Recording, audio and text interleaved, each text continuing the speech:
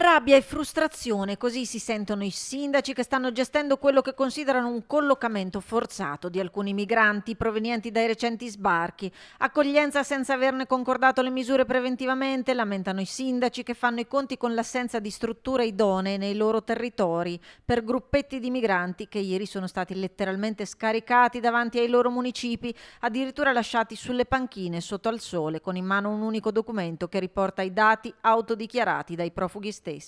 Rabbia perché è stata una gestione veramente improvvisata, dittatoriale, che non ha messo i sindaci con le spalle al muro e li ha costretti ad accettare quello che stava succedendo.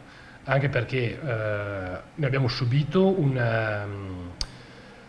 un'attività che è inconcepibile, l'abbandono di persone davanti ai comuni e lasciandoli alle mercé di quello che poteva succedere. E questo fa arrabbiare perché è una situazione che non è possibile gestire in questo modo. Sindaci da Altavilla, Sovizzo, da Cornedo a Castelgomberto che si preparano al summit ad alta tensione previsto per domani in prefettura, dove porteranno le loro ragioni. Innanzitutto capire lo status di queste persone, quanto questa fase emergenziale sarà a carico della mia città per queste 3 persone, auspicando che la prefettura se li riprenda in carico, perché noi non sappiamo gestirli se non per pochi giorni, e poi chiederò spiegazioni su questa modalità di operatività tra il comune e la prefettura.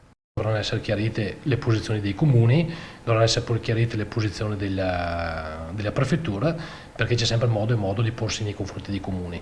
La situazione di emergenza che stiamo vivendo, scrive il sindaco di Cornedo in una lettera sfogo indirizzata al ministro dell'Interno Matteo Piantedosi, e l'urgenza di trovare una soluzione al problema non può giustificare questo modus operandi. Stamattina ho scritto al Ministro raccontando semplicemente con parole molto semplici la mia storia da primo cittadino.